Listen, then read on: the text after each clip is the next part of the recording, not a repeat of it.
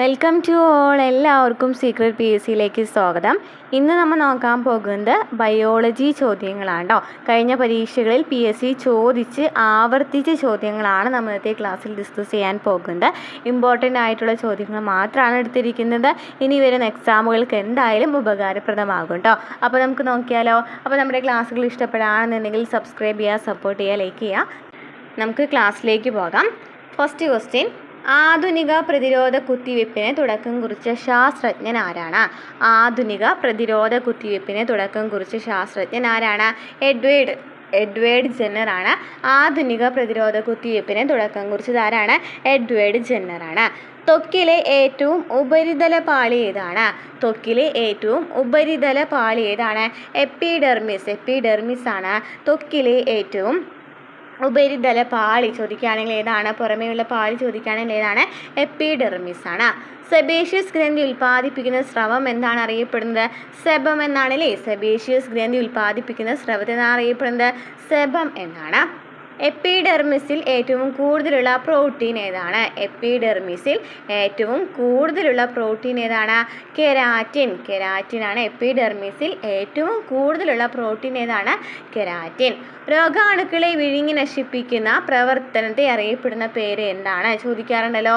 രോഗാണുക്കളെ വിഴുങ്ങി നശിപ്പിക്കുന്ന പ്രവർത്തനത്തിനെ പറയുന്ന പേരെന്താണ്? ഫേഗോസൈറ്റോസിസ്. മുറിവേറ്റ ഭാഗത്തെ കലകളും പ്ലേറ്റ്ലെറ്റുകളും ശിഥിലീകരിച്ചുണ്ടാക്കുന്ന രാസാഗ്നി ഏതാണ്? മുറിവേറ്റ ഭാഗത്തെ കലകളും പ്ലേറ്റ്ലെറ്റുകളും ശിഥിലീകരിച്ചുണ്ടാക്കുന്ന രാസാഗ്നി ഏതാണ്? ത്രോംബോപ്ലാസ്റ്റിൻ. ശരീരത്തിൻ്റെ സാധാരണ താപനില എത്രയാണ്? ശരീരത്തിൻ്റെ സാധാരണ താപനില എത്രയാണ്? 37 ഡിഗ്രി സെൽഷ്യസ് അല്ലെങ്കിൽ 98.6 degree Fahrenheit. 37 degree Celsius 98.6 degree Fahrenheit ആണ് ശരീരത്തിൻ്റെ സാധാരണ താപനില. ചോദിക്കാറുള്ള ക്വസ്റ്റ്യൻസ് ഉണ്ട്, അതൊക്കെ ചോദിക്കാറുണ്ട്. നോക്കാം. പ്ലാസ്മയിലെ ഡേഷ് ഘടകം രക്തം കട്ട പിടിക്കുന്നതിന് സഹായിക്കുന്നു. പ്ലാസ്മയിലെ ഏത് ഘടകമാണ്? ത്രോംബോപ്ലാസ്റ്റിൻ ആണ്. ത്രോംബോപ്ലാസ്റ്റിൻ എന്ന് പറയുന്ന ഘടകമാണ് രക്തം കട്ട പിടിക്കുന്നതിന് സഹായിക്കുന്നതാണ്. ത്രോംബോപ്ലാസ്റ്റിൻ ആണ്. നെക്സ്റ്റ് ക്വസ്റ്റ്യൻ: ഹോമിയോപ്പതിയുടെ ഉപജ്ഞാതാവ് ആരാണ്? ഡോക്ടർ സാമുവൽ ഹാനിമാൻ ആണ്. ഹോമിയോപ്പതിയുടെ ഉപജ്ഞാതാവ് ആരാണ്? Doctor Samuel Hahnemann. ശരീരത്തിലെത്തുന്ന ആൻറ്റിജനുകൾക്കെതിരെ ഉൽപ്പാദിപ്പിക്കപ്പെടുന്ന പ്രോട്ടീൻ ഏതാണ്? ആൻറ്റിബോഡി ആണ്. ശരീരത്തിലെത്തുന്ന ആൻറ്റിജനുകൾക്കെതിരെ ഉൽപ്പാദിപ്പിക്കപ്പെടുന്ന പ്രോട്ടീൻ ഏതാണ്? ആൻറ്റിബോഡി. ആധുനിക വൈദ്യശാസ്ത്രത്തിന് അടിത്തറ പാകിയ ഗ്രീക്ക് വൈദ്യശാസ്ത്രജ്ഞൻ ആരാണ്?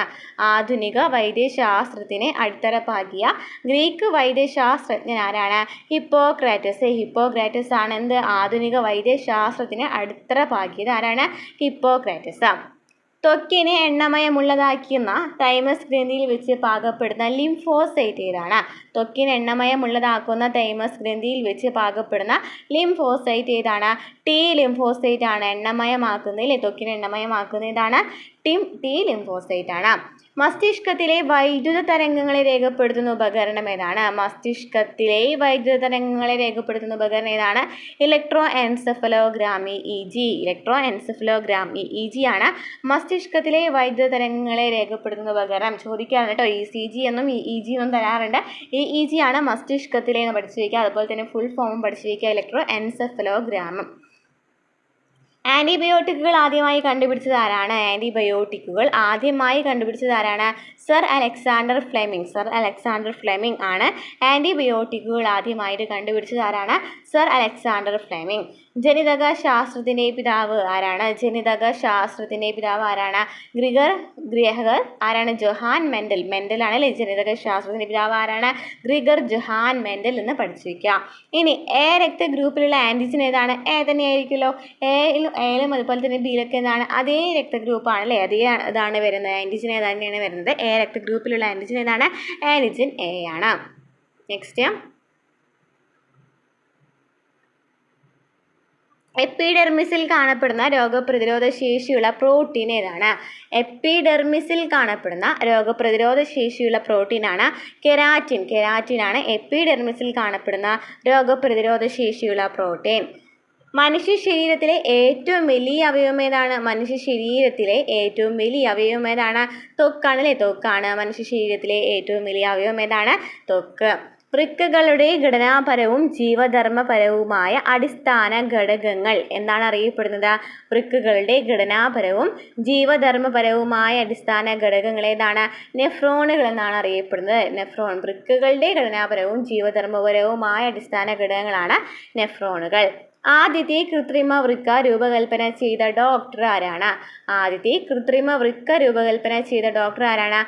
William Johan Kolff. William Johan Kolff ആണ് ആദ്യത്തെ കൃത്രിമ വൃക്ക രൂപകൽപ്പന ചെയ്ത ഡോക്ടർ ആരാണ്? William Johan Kolff. വൃക്കകൾ തകരാറിലാവുമ്പോൾ കൃത്രിമ വൃക്കയിലൂടെ രക്തം കടത്തിവിട്ട് ശുദ്ധീകരിക്കുന്ന പ്രക്രിയ എന്താണ്? വൃക്കകൾ തകരാറിലാവുമ്പോൾ കൃത്രിമ വൃക്കയിലൂടെ രക്തം കടത്തിവിട്ട് ശുദ്ധീകരിക്കുന്ന പ്രക്രിയ ഏതാണ്?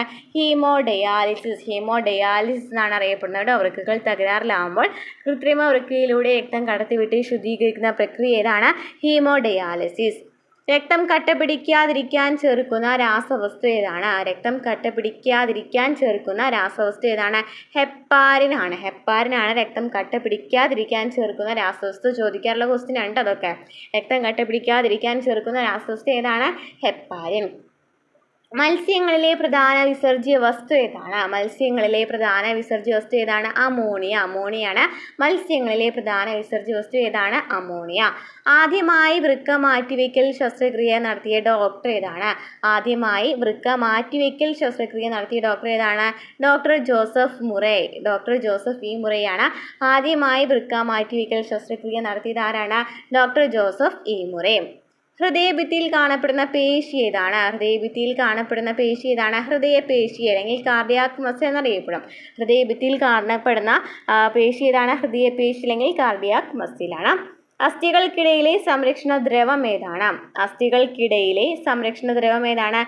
സൈനോവിയൽ ദ്രവം. സൈനോവിയൽ ദ്രവമാണ് അസ്ഥികൾക്കിടയിലെ സംരക്ഷണ ദ്രവം ഏതാണ്? സൈനോവിയൽ ദ്രവം. മണ്ണിരകളിലെ വിസർജനാവയവം ഏതാണ്? മണ്ണിരകളിലെ വിസർജനാവയവം ഏതാണ്? നെഫ്രീഡിയ. നെഫ്രീഡിയാണ് മണ്ണിരകളിലെ വിസർജനാവയവം ഏതാണ്? നെഫ്രീഡിയ. അസ്ഥികളുമായി ചേർന്ന് കാണപ്പെടുന്ന സിലിണ്ടർ ആകൃതിയിലുള്ള പേശി ഏതാണ്? അസ്ഥികളുമായി ചേർന്ന് കാണപ്പെടുന്ന സിലിണ്ടർ ആകൃതിയിലുള്ള പേശി ഏതാണ്?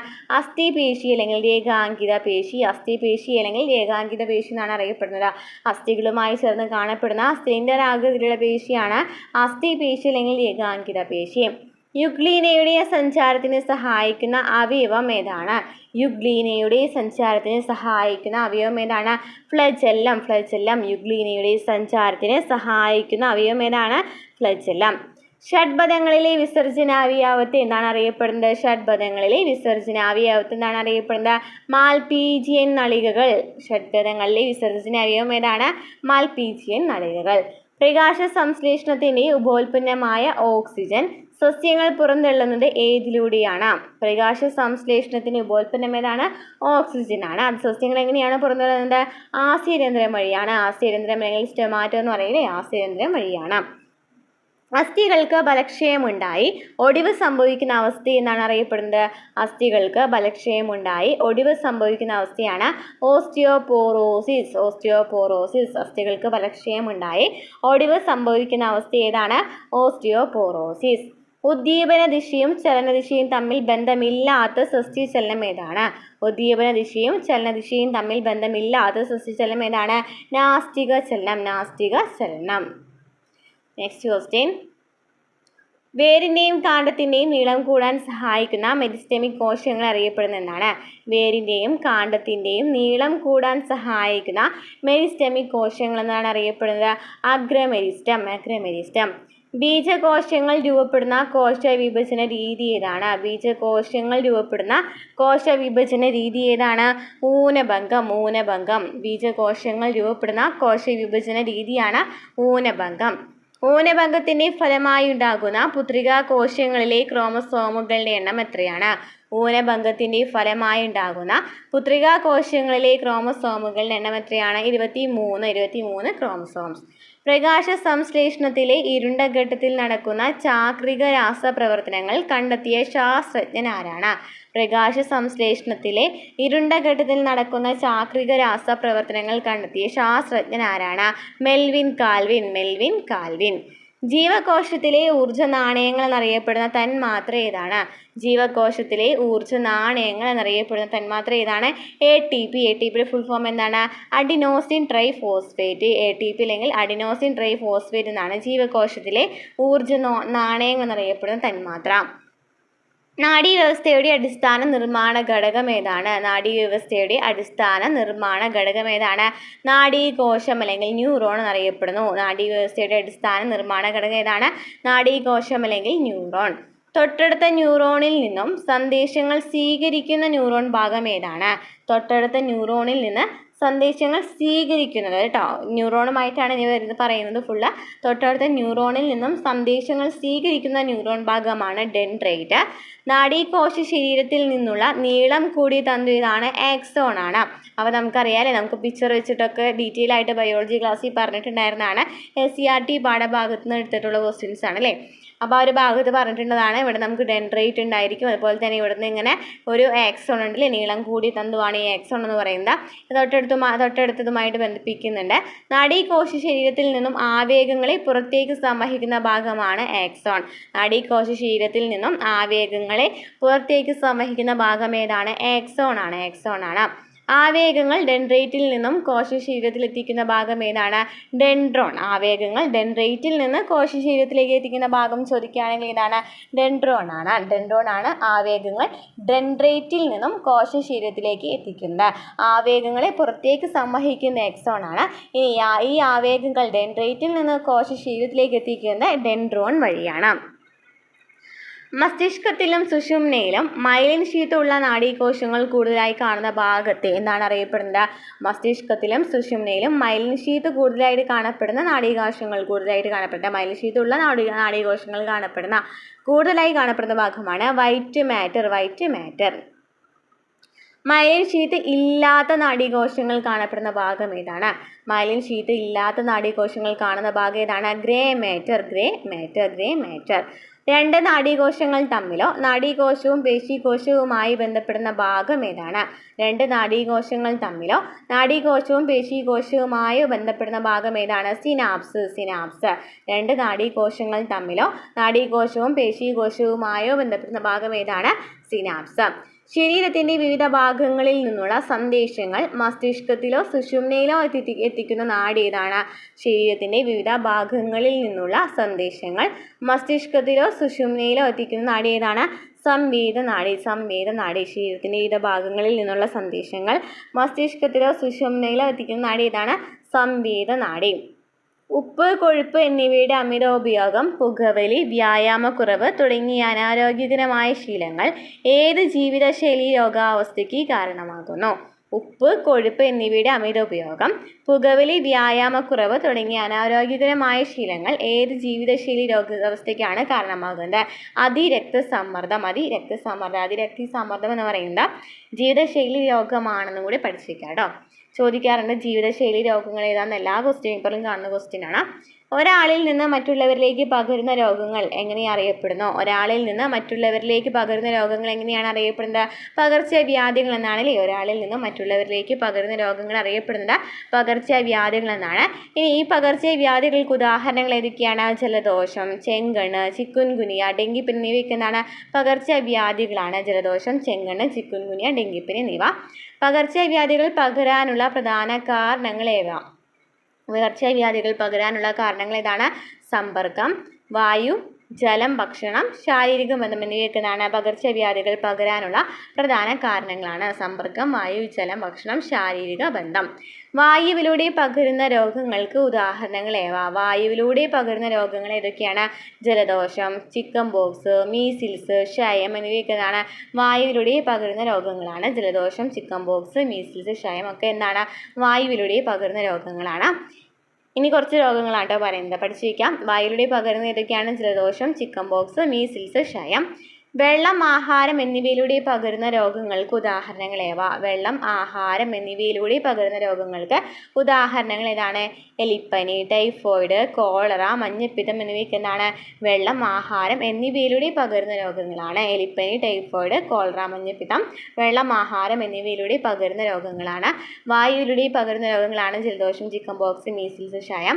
വെള്ളം, ആഹാരം എന്നിവയിലൂടെ പകരുന്നതാണ് എലിപ്പനി, ടൈഫോയിഡ്, കോളറ, മഞ്ഞപ്പിത്തം. ഈച്ച പരത്തുന്ന രോഗങ്ങൾക്ക് ഉദാഹരണങ്ങൾ ഏവ? ഈച്ച പരത്തുന്ന രോഗങ്ങൾക്ക് ഉദാഹരണങ്ങൾ ഏതൊക്കെയാണ്? കോളറ, വയറിളക്കം എന്നിവയ്ക്ക് എന്താണ്? ഈച്ച പരത്തുന്ന രോഗങ്ങൾക്ക് ഉദാഹരണങ്ങളാണ് കോളറ, വയറിളക്കം. കോളറ, വയറിളക്കം ഈച്ച പരത്തുന്ന രോഗങ്ങളാണ്. ഇനി കൊതുക് പരത്തുന്ന പകർച്ചവ്യാധികൾ ഏതൊക്കെയാണ്? മന്ത്, ഡെങ്കിപ്പനി, മലേറിയ, ചിക്കുൻ ഗുനിയ, ജപ്പാൻ ജ്വരം എന്നിവയ്ക്ക് എന്താണ്? കൊതുക് പരത്തുന്ന പകർച്ചവ്യാധികളാണ്. മന്ത്, ഡെങ്കിപ്പനി, മലേറിയ, ചിക്കുൻ ഗുനിയ, ജപ്പാൻ ജ്വരം എന്നിവയ്ക്ക് എന്താണ്?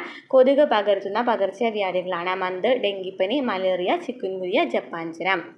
സമ്പർക്കം മുഖേന പകരുന്ന രോഗങ്ങൾക്ക് ഉദാഹരണങ്ങൾ ഏതൊക്കെയാണ്? സമ്പർക്കം മുഖേന പകരുന്ന രോഗങ്ങൾക്ക് ഉദാഹരണം ഏതൊക്കെയാണ്? ചെങ്കണ്ണ്, കുഷ്ഠം എന്നിവയ്ക്ക് എന്താണ്? സമ്പർക്കം മുഖേന പകരുന്ന രോഗങ്ങളാണ് ചെങ്കണ്ണ്, കുഷ്ഠം. ലൈംഗിക ബന്ധത്തിലൂടെ പകരുന്ന രോഗങ്ങൾ ഉദാഹരണം ഏതൊക്കെയാണ്? ലൈംഗിക ബന്ധത്തിലൂടെ പകരുന്ന രോഗങ്ങൾക്ക് ഉദാഹരണങ്ങൾ ഏതൊക്കെയാണ്? AIDS, syphilis. പുകവലിക്കുന്നവരുമായുള്ള സാമീപ്യം മൂലം പുകവലിക്കാത്തവരും പുക ശ്വസിക്കാനിടവരുന്നതും എങ്ങനെയാണ് അറിയപ്പെടുന്നത്? അതായത് പുകവലിക്കുന്നവരുമായുള്ള സാമീപ്യം മൂലം പുകവലിക്കാത്തവരും പുക ശ്വസിക്കാനിടവരുന്നത് എങ്ങനെ അറിയപ്പെടുന്നു? നിഷ്ക്രിയ പുകവലി അല്ലെങ്കിൽ എന്താ പറയും? പാസീവ് സ്മോക്കിംഗ് എന്ന് പറയും. നിഷ്ക്രിയ പുകവലി അല്ലെങ്കിൽ പാസീവ് സ്മോക്കിംഗ് എന്നാണ് അറിയപ്പെടുന്നത്. ലോക പുകയില വിരുദ്ധ ദിനമായി ആചരിക്കുന്ന ദിവസം ഏതാണ്? ചോദിക്കാറുണ്ട് കേട്ടോ. മെയ് 31 ലോക പുകയില വിരുദ്ധ ദിനമായിട്ട് ആചരിക്കുന്ന മെയ് 31.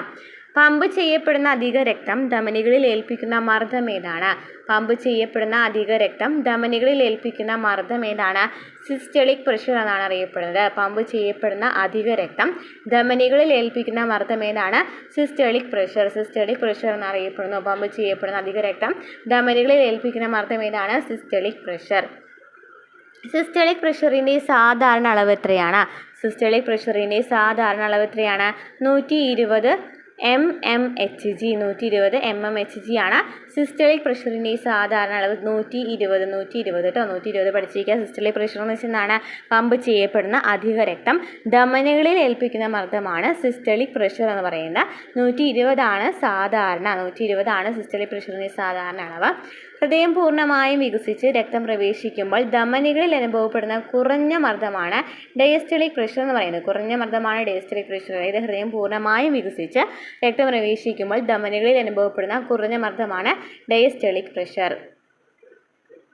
നെക്സ്റ്റ് അതിൻ്റെ അളവ് ചോദിക്കുകയാണെങ്കിൽ ഇതാണ് 120/80 ആണല്ലേ. 120/80 ആണ് സിസ്റ്റോൾ ഡയസ്റ്റോൾ എന്ന് പറയുന്ന അളവ് ചോദിക്കുകയാണെങ്കിൽ ഇതാണ് 120/80 ആണ്. രക്തസമ്മർദ്ദം അഭിലഷണീയമായ നിരക്കിൽ നിന്നും കൂടുന്ന അവസ്ഥ ഏതാണ്? രക്തസമ്മർദ്ദം അഭിലഷണീയമായ നിരക്കിൽ നിന്നും കൂടുന്ന അവസ്ഥയാണ് അതിരക്തസമ്മർദ്ദം അല്ലെങ്കിൽ ഹൈപ്പർ ടെൻഷൻ എന്നറിയപ്പെടുന്നത്. ഹൈപ്പർ ടെൻഷൻ എന്ന് വെച്ചാൽ എന്താണ്? അതിരക്തസമ്മർദ്ദം എന്ന് വെച്ചാൽ എന്താണ്? രക്തസമ്മർദ്ദം ഒരു അളവിനേക്കാളും കൂടാണ് ചെയ്യുന്നത് അല്ലേ. ആ ഒരു അവസ്ഥയാണ് അതിരക്തസമ്മർദ്ദം അല്ലെങ്കിൽ ഹൈപ്പർ ടെൻഷൻ എന്നറിയപ്പെടുന്നത്. നിശ്ചിത നിരക്കിൽ നിന്നും രക്തസമ്മർദ്ദം കുറയുന്ന അവസ്ഥയാണ് ഹൈപ്പോ ടെൻഷൻ എന്നാണ്. ഹൈപ്പോ എന്ന് വെച്ചാൽ എന്താണ്? സാധാരണയായിട്ട് നമ്മൾ ഈ ബയോ വേർഡ്സുകൾ പറയുമ്പോൾ ഹൈപ്പോ എന്ന് വെച്ചാൽ കുറവും ഹൈപ്പർ എന്ന് വെച്ചാൽ എന്താണ്? കൂടുതലാണ്. Next question. ഹൈപ്പർ ടെൻഷൻ എന്നിവ നിയന്ത്രിച്ചില്ലെങ്കിൽ ഉണ്ടാകാവുന്ന അപകടകരമായ അവസ്ഥകൾ ഏതൊക്കെയാണ്? ഹൈപ്പർ ടെൻഷൻ എന്നിവ നിയന്ത്രിച്ചില്ലെങ്കിൽ ഉണ്ടാകാവുന്ന അപകടകരമായ അവസ്ഥകൾ ഏതൊക്കെയാണ്? പക്ഷാഘാതം, സ്ട്രോക്ക്, അതുപോലെ ഹൃദയാഘാതം എന്ന് ചോദിക്കാറുണ്ട് കേട്ടോ. ഹൈപ്പർ ടെൻഷൻ എന്നിവ നിയന്ത്രിച്ചില്ലെങ്കിൽ ഉണ്ടാകാവുന്ന അപകടകരമായ അവസ്ഥകളാണ് പക്ഷാഘാതം, സ്ട്രോക്ക്, ഹൃദയാഘാതം എന്നിവ. ജീവരക്ഷാ മരുന്നുകളായ സ്റ്റിറോയിഡുകൾ തുടർച്ചയായ അമിത അളവിൽ കഴിക്കുന്നവരിൽ കണ്ടുവരുന്ന ജീവിതശൈലി രോഗം ഏതാണ്? ജീവരക്ഷാ മരുന്നുകളായ സ്റ്റിറോയിഡുകൾ തുടർച്ചയായി അമിത അളവിൽ കഴിക്കുന്നവരിൽ കണ്ടുവരുന്ന ജീവിതശൈലി രോഗം ഏതാണ്? പ്രമേഹം. പ്രഭാത ഭക്ഷണം കഴിക്കുന്നതിന് മുമ്പുള്ള രക്തപരിശോധനയിൽ 126 മില്ലിഗ്രാം പെർ 100 ml എന്ന തോതിന് മുകളിൽ രക്തത്തിൽ ഗ്ലൂക്കോസിലുള്ള അവസ്ഥ ഏതാണ്? 126/100 കേട്ടോ എന്ന തോതിന് മുകളിലാണെന്നുണ്ടെങ്കിൽ രക്തത്തിൽ ഗ്ലൂക്കോസിൽ എന്താണ് അർത്ഥം? പ്രമേഹമുണ്ടെന്നാണ് അർത്ഥം. 126/100 എന്ന തോതിന് മുകളിൽ വരാണെന്നുണ്ടെങ്കിൽ. നെക്സ്റ്റ്, ഇൻസുലിൻ്റെ ഉൽപ്പാദനത്തിലെ തകരാറ് മൂലമുള്ള പ്രമേഹം ഏതാണ്? ഇൻസുലിൻ്റെ ഉൽപ്പാദനത്തിലെ തകരാറ് മൂലമുള്ള പ്രമേഹം ഏതാണ്? ടൈപ്പ് 1 പ്രമേഹം. ടൈപ്പ് 1 പ്രമേഹം. ലക്ഷ്യകോശങ്ങൾക്ക് ഇൻസുലിനെ ഉപയോഗിക്കാൻ കഴിയാത്തത് മൂലമുള്ള പ്രമേഹം ഏതാണ്? ലക്ഷ്യകോശങ്ങൾക്ക് ചോദിക്കാറുണ്ട്. ഈ 2 പ്രമേഹം ചോദിക്കാറുണ്ട്. ടൈപ്പ് 1 എന്ന് പറയുന്നത് എന്താണ്? ഇൻസുലിൻ്റെ ഉൽപ്പാദനത്തിലെ തകരാറ് മൂലമുള്ള പ്രമേഹമാണ് ടൈപ്പ് 1 പ്രമേഹം. ലക്ഷ്യകോശങ്ങൾക്ക് ഇൻസുലിനെ ഉപയോഗിക്കാൻ കഴിയാത്തത് മൂലമുള്ള പ്രമേഹമാണ് ടൈപ്പ് 2 പ്രമേഹം. ടൈപ്പ് 2 പ്രമേഹം. ലക്ഷ്യകോശങ്ങൾക്ക് ഇൻസുലിനെ ഉപയോഗിക്കാൻ കഴിയാത്തത് മൂലമുള്ള പ്രമേഹമാണ് ടൈപ്പ് 2 പ്രമേഹം. അപ്പോൾ ടൈപ്പ് 1 പ്രമേഹം എന്താണ്? ഇൻസുലിൻ്റെ ഉൽപ്പാദനത്തിലെ തകരാറ് മൂലമുള്ള പ്രമേഹമാണ്. ലക്ഷ്യകോശങ്ങൾക്ക് ഇൻസുലിനെ ഉപയോഗിക്കാൻ കഴിയാത്തത് മൂലമുള്ള പ്രമേഹമാണ് ടൈപ്പ് 2 പ്രമേഹം. പാൻക്രിയാസ് ഗ്രന്ഥിയിലെ ഐലറ്റ്സ് ഓഫ് ലാംഗർഹാൻസ് എന്ന കോശസമൂഹത്തിലെ ബീറ്റാ കോശങ്ങൾ ഉൽപ്പാദിപ്പിക്കുന്ന ഹോർമോൺ ഏതാണ്? പാൻക്രിയാസ് ഗ്രന്ഥിയിലെ ഐലറ്റ്സ് ഓഫ് ലാംഗർഹാൻസ് എന്ന കോശസമൂഹത്തിലെ ബീറ്റാ കോശങ്ങൾ ഉൽപ്പാദിപ്പിക്കുന്ന ഹോർമോൺ ഏതാണ്? ഇൻസുലിൻ. പാൻക്രിയാസ് ഗ്രന്ഥിയിലെ ഐലറ്റ്സ് ഓഫ് ലാംഗർഹാൻസ് എന്ന കോശസമൂഹത്തിലെ ബീറ്റാ കോശങ്ങൾ ഉൽപ്പാദിപ്പിക്കുന്ന ഹോർമോൺ ഏതാണ്? ഇൻസുലിൻ. പാൻക്രിയാസിലെ ആൽഫ കോശങ്ങൾ ഉൽപ്പാദിപ്പിക്കുന്ന ഹോർമോൺ ഏതാണ്? പാൻക്രിയാസിലെ ആൽഫ കോശങ്ങൾ ഉൽപ്പാദിപ്പിക്കുന്ന ഹോർമോൺ ഏതാണ്? ഗ്ലൂക്കഗോൺ. ആൽഫ കോശങ്ങൾ ഉൽപ്പാദിപ്പിക്കുന്ന ഹോർമോൺ ഏതാണ്? ഗ്ലൂക്കഗോൺ ആണ്. ബീറ്റാ കോശങ്ങൾ ഏതാണ്? ഇൻസുലിൻ ആണ്. ബീറ്റാ കോശങ്ങൾ ചോദിക്കുകയാണെങ്കിൽ ഏതാണ്? ഇൻസുലിൻ ആണ്. ഗ്ലൂക്കഗോൺ എന്ന് വെച്ചാൽ എന്താണ്? ആൽഫ കോശങ്ങൾ ഉൽപ്പാദിപ്പിക്കുന്ന ഹോർമോൺസ് ആണ് പാൻക്രിയാസിലെ കേട്ടോ. ഗ്ലൂക്കോസിനെ കോശങ്ങളിലേക്ക് പ്രവേശിപ്പിക്കുന്നതും കരളിലും പേശികളിലും വെച്ച് ഗ്ലൂക്കോസിനെ ഗ്ലൈക്കോജൻ ആക്കുന്നതും ഏത് ഹോർമോൺ ആണ്? ഇൻസുലിൻ ആണ്. ഇൻസുലിൻ എന്താണ് ചെയ്യുന്നത്? ഗ്ലൂക്കോസിനെ കോശങ്ങളിലേക്ക് പ്രവേശിപ്പിക്കുക. അതുപോലെ തന്നെ കരളിലും പേശികളിലും വെച്ച് ഗ്ലൂക്കോസിനെ ഗ്ലൈക്കോജനാക്കി മാറ്റുക എന്നിവ ചെയ്യുന്നതാണ് ഇൻസുലിൻ ആണ്. കരളിൽ സംഭരിച്ചിരിക്കുന്ന ഗ്ലൈക്കോജനെ ഗ്ലൂക്കോസാക്കി മാറ്റുന്നത് ഏത് ഹോർമോണാണ്? കരളിൽ സംഭരിച്ചിരിക്കുന്ന ഗ്ലൈക്കോജനെ ഗ്ലൂക്കോസാക്കി മാറ്റുന്നത് ഏത് ഹോർമോണാണ്? ഗ്ലൂക്കഗോൺ ആണ്. കരളിൽ സംഭരിച്ചിരിക്കുന്ന ഗ്ലൈക്കോജനെ ഗ്ലൂക്കോസാക്കി മാറ്റുന്നത് ഏത് ഹോർമോണാണ്? ഗ്ലൂക്കഗോൺ ആണ്. രക്തത്തിലെ ഗ്ലൂക്കോസിൻ്റെ സാധാരണ അളവ് എത്രയാണ്? 70 മുതൽ 110 milligram per 100 ml. 70 to 110 milligram. 70 to 110 milligram. അപ്പോൾ ഇത്രയൊക്കെ ക്വസ്റ്റ്യൻസ് ആണ് നമ്മൾ ഇന്നത്തെ ക്ലാസ്സിൽ ഡിസ്കസ് ചെയ്യാൻ ഉദ്ദേശിച്ചിരിക്കുന്നത്. ഇനിയും കുറേ ക്വസ്റ്റ്യൻസ് ഇതുവരെ ചോദിച്ച ചോദ്യങ്ങളൊക്കെ നമുക്ക് ഡിസ്കസ് ചെയ്യാനുണ്ട്. അതുപോലെ തന്നെ 2025 ഈ അടുത്ത് PSC ചോദിച്ച എല്ലാ ചോദ്യങ്ങളും ടോപ്പിക് വൈസ് ആയിട്ട് നമ്മൾ ചെയ്തിട്ടുണ്ട് കേട്ടോ. ക്ലാസ്സുകൾ കാണാതിട്ടുണ്ടെങ്കിൽ പോയി കാണാം. അപ്പോൾ ക്ലാസ്സുകൾ ഇഷ്ടപ്പെട്ടാണ് നിങ്ങൾ സബ്സ്ക്രൈബ് ചെയ്യുക, സപ്പോർട്ട് ചെയ്യുക, ലൈക്ക് ചെയ്യുക, കമൻറ്റ് ചെയ്യുക. അടുത്ത ക്ലാസ്സുമായി വീണ്ടും കാണാം.